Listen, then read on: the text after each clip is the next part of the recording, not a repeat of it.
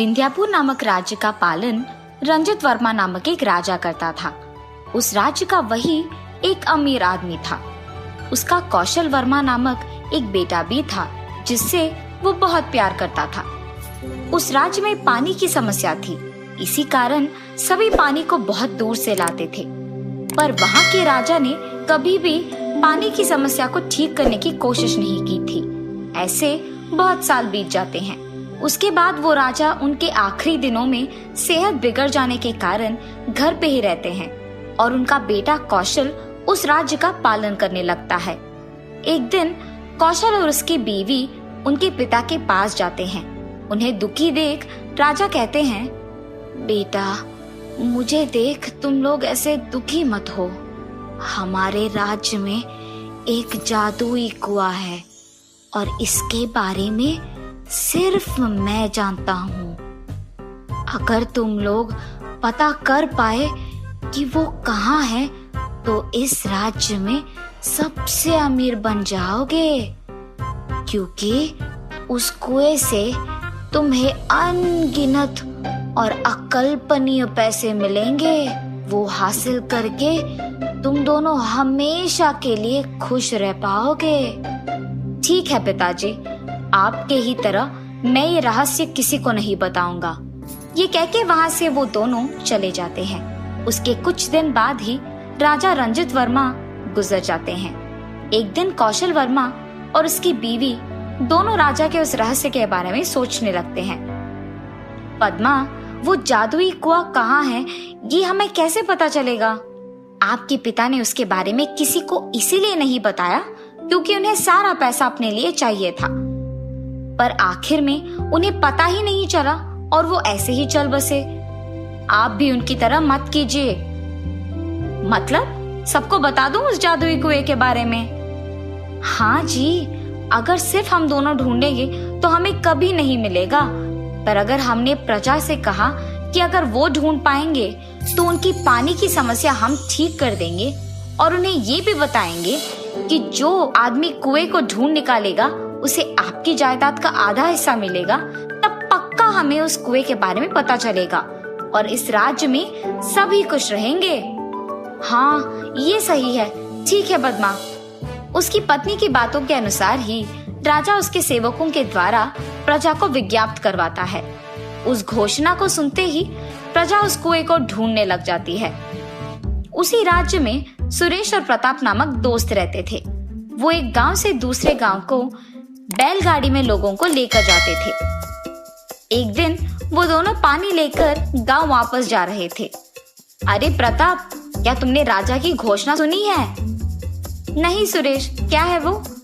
अरे ये कि हमारे गांव में एक जादुई कुआं है और जो उस कुएं को ढूंढ निकालता है उसे राजा के जायदाद का आधा हिस्सा मिलेगा।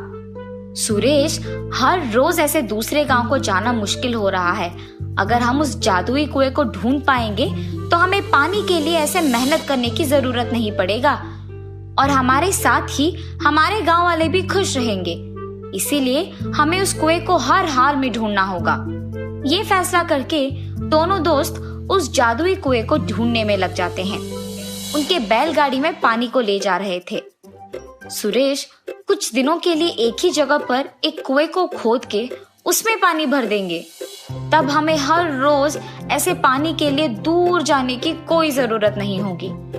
ऐसे हम एक दिन में उस कुएं को भर के उस भरे हुए पानी को खत्म होने तक उपयोग कर पाएंगे।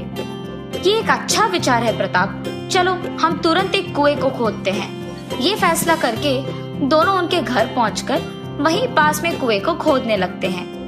खोदते हुए उन्हें अचानक कुछ कठिन पत्थर जैसे मिलता है। सुरेश, ये देखो, यहाँ एक कठिन पत्थर जैसा कुछ है जो बीच में है। इसे निकालने के बाद ही हम और गहरा खोद पाएंगे। ठीक है प्रताप। जब वो दोनों उस पत्थर को निकालते हैं तो उन्हें जमीन के नीचे एक कुआं दिखाई देता है और उसे देख वो आश्चर्यचकित हो जाते हैं। प्रताप, ये देखो, इस पत्थर के नीचे तो एक कुआं है। हाँ, अरे हाँ, ये तो सच में एक कुआं है। जमीन के नीचे कुएं को देख मैं भी आश्चर्यचकित हूँ। और देखो, ये पानी देखने में भी कितना साफ है। अब हमें कुएं को खोदने की कोई जरूरत नहीं है। हाँ हाँ, चलो देखते हैं कि उस कुएं का पानी पीने लायक है भी कि नहीं। ऐसे वो एक मटके को रस्सी से बांध के उसे कुएं में डालकर उसमें पानी भरते हैं और उस पानी को बाहर निकाल के दूसरे मटके में डालते हैं। उस पानी को पीने ही जाते हैं कि वहाँ पानी की जगह सोने को देख वो दोनों चौंक जाते हैं। अरे ये कौन सी माया है? पानी सोना कैसे बन गया? ये मुमकिन भी है? शायद यही वो जादुई कुआं है, इसीलिए यहाँ का पानी भी सोना बन गया।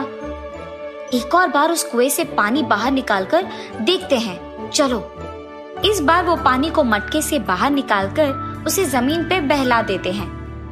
जमीन पे पानी उनकी आंखों के ठीक सामने सोने में बदल जाता है। ये देख वो दोनों बहुत खुश होते हैं। ऐसे वो खुशी खुशी कुएं से पानी निकालकर उसे जमीन पे बहने देते हैं। सुरेश, ये वाकई ही जादुई कुआं है। हमने इस कुएं के लिए जमीन के ऊपर तो बहुत ढूंढा, लेकिन जमीन के नीचे नहीं ढूंढा। अगर हमने आज कुएं के लिए खोदा नहीं होता तो ये कुआं हमें शायद कभी नहीं मिलता। हाँ प्रताप, मेरे हाथ बहुत दर्द दे रहे हैं। आज के लिए इतना सोना काफी है। कल यहाँ से कुछ और सोना लेकर जाएंगे, ठीक है? ये क्या बात हुई सुरेश? हम इसके बारे में राजा को नहीं बताएंगे क्या? क्योंकि तब वो हमारे पानी की समस्या का हल निकालेंगे और सारी प्रजा खुश रहेगी। प्रताप यार, दूसरों के बारे में हम क्यों सोचे? हम दोनों की खुशी बस है ना, इसीलिए हमें इस कुएं के बारे में किसी को बताना नहीं होगा। सुरेश, हमारे साथ साथ मुझे इस राज्य में भी सभी की खुशी जरूरत है, इसीलिए तुम आओ या ना आओ, मैं तो राजा से ये कहने जा रहा हूँ। और ऐसे प्रताप वहां से चलने लगता है। अगर प्रताप ने राजा से इस जादुई कुएं के बारे में कह दिया तो वो सारा उन्हीं का हो जाएगा और मैं उस कुएं से कुछ नहीं ले पाऊंगा। इसीलिए मुझे मेरे दोस्त को राजा के पास जाने से पहले ही रोकना होगा और उसे कैद करना होगा। इतने सोने से तो मैं सबसे अमीर बन जाऊंगा। ये फैसला करके वो उसके दोस्त को कैद कर देता है। उसके बाद से सुरेश हर रोज कुएं से कुछ सोना लेकर जाता था। ऐसे बहुत दिन बीत जाते हैं। बहुत दिनों से प्रताप के घर ना जाने के कारण उसकी बीवी चिंतित होती है और राजा के पास जाती है।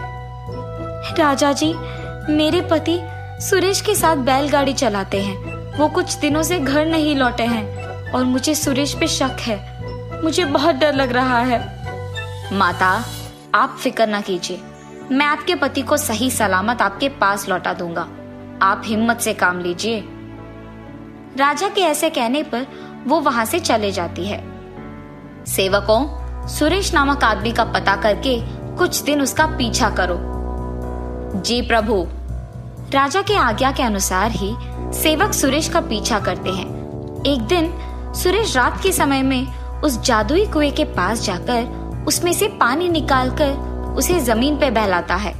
पानी को सोने में बदलने के तुरंत बाद उसे वहां से लेकर जाता है। सेवक ये सब देख उसका पीछा करते हैं। सुरेश वो सोना लेकर उसके दोस्त के पास जाता है। ये देखो प्रताप, तुमने मुझे क्या करने पे मजबूर कर दिया। अगर तुमने मेरी बात मानी होती तो मेरे साथ तुम्हें भी ये सोना मिलता, लेकिन तुमने नहीं सुना और ये सारा सोना मेरा हो गया। ऐसे जब वो प्रताप से बात कर रहा था, उसके पीछे से राजा के सेवक आते हैं। प्रताप को मुक्त करके उन दोनों को राजा के पास ले जाकर उन्हें जो कुछ भी हुआ बताते हैं। सुरेश, ना ही तुमने मुझसे कुएं की बात छुपाई, बल्कि तुमने जिस आदमी को सच कहना था उसे भी कैद कर दिया। इसके लिए तुम्हें कड़ी से कड़ी सजा मिलेगी। और इतना ही नहीं, मैं तुम्हारे दोस्त को मेरे जायदाद का आधा हिस्सा दूंगा। प्रभु, मुझे आपकी जायदाद नहीं चाहिए, बस आप मेरे दोस्त को उसकी गलती के लिए माफ कर दीजिए। ठीक है, इस बार के लिए कर दूंगा और तुम्हें मेरे जायदाद का आधा हिस्सा भी दूंगा। राजा सुरेश को माफ करके उसका पूरा सोना हासिल कर लेते हैं। राजा के माफ करने के बावजूद सुरेश को बहुत दुख होता है कि उसका पूरा सोना चला गया। उसी दुख में वो वहां से चले जाता है और प्रताप को दिए हुए वचन के अनुसार उसे उनकी जायदाद का आधा हिस्सा देता है और वो वहां से खुशी खुशी